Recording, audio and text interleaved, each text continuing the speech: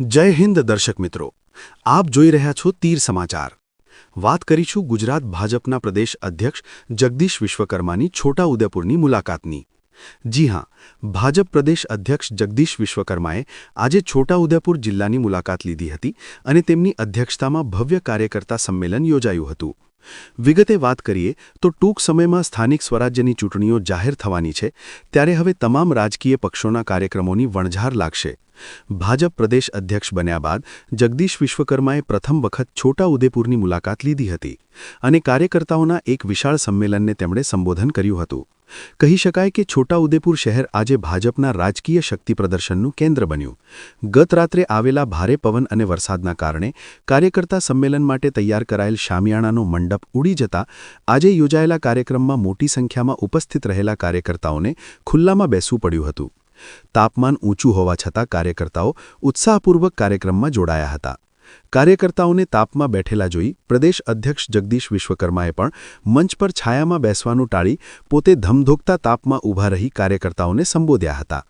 તેમનો આ અંદાજ કાર્યકર્તાઓમાં વિશેષ જોમ અને જુસ્સા માટે પ્રેરક બન્યું હતું. પ્રવાસની શરૂઆત કરતા જગદીશ વિશ્વકર્મા સૌપ્રથમ સાંસદ જશુભાઈ રાઠવાના નિવાસસ્થાને પહોંચ્યા હતા. ત્યારબાદ તેમણે રામજી મંદિર અને મહાકાળી માતાના મંદિરે પહોંચી દર્શન કર્યા હતા અને ત્યારબાદ તેઓ ભાજપના કર્મઠ કાર્યકર્તા એવા સ્વર્ગસ્થ મુકેશ પટેલના નિવાસસ્થાને પહોંચ્યા અને પરિવારજનોને મળી સાંત્વના પાઠવી હતી. ત્યારબાદ તેમણે આરએસએસ કાર્યાલયની મુલાકાત પણ લીધી હતી. સાંસદ જશુભાઈ રાઠવા અને પ્રદેશ ઉપાધ્યક્ષ ગીતાબેન રાઠવા, ધારાસભ્ય રાજેન્દ્રસિંહ રાઠવા, જયંતિ રાઠવા, અભયસિંહ તડવી, ભાજપ પ્રમુખ ઉમેશ રાઠવાની આગેવાનીમાં નગરમાં ભવ્ય રેલીનું આયોજન કરવામાં આવ્યું. રેલીમાં ભાજપના દિગ્ગજ આદિવાસી નેતાઓનો આદિવાસી અંદાજ જોવા મળ્યો. રેલીમાં મોટી સંખ્યામાં ભાજપ કાર્યકર્તાઓ અને આગેવાનો જોડાયા હતા.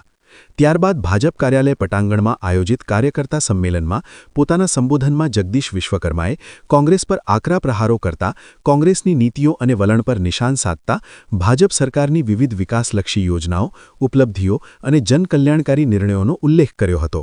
સાથે સંગઠનને વધુ મજબૂત બનાવવા, બૂથ સ્તરે સક્રિયતા વધારવા અને આગામી રાજકીય લડાઈ માટે તૈયાર રહેવા કાર્યકર્તાઓને હાકલ કરી હતી. કાર્યક્રમ પૂર્ણ થયા બાદ પ્રદેશ અધ્યક્ષ જગદીશ વિશ્વકર્માએ ઘેલવાટ ગામે ભાજપના બૂથ પ્રમુખ મેહુલ રાઠવાના ઘરે પહોંચી સાદગીસભર રીતે ભોજન લીધું હતું. પ્રદેશ અધ્યક્ષના આ સરળ અને કાર્યકર્તા કેન્દ્રિત વલણને લઈને ભાજપ કાર્યકર્તાઓના જોમ અને જુસ્સા સાથે ગૌરવનો માહોલ જોવા મળ્યો હતો. એક્ટિવાથી લઈ જેસીબી સુધીના, ટૂંકમાં દરેક વાહનના અને દરેક કંપનીના, જી હાં, દરેક કંપનીના અને દરેક સાઇઝના ટાયર એકદમ કિફાયતી ભાવમાં મળશે અને તે પણ આપણા છોટાઉદેપુરમાં. જી હાં, છોટાઉદેપુરમાં. અને હા, જો તમારી પાસે રોકડા રૂપિયા ના હોય ને તો ચિંતા ના કરશો, અહીં બજાજ ફાઇનાન્સની સુવિધા પણ ઉપલબ્ધ છે. સરનામું છે Apex traders, silver spoon hotel સામે, triangle complex, highway road, Chhotaudepur. Mobile number છે 7359953545.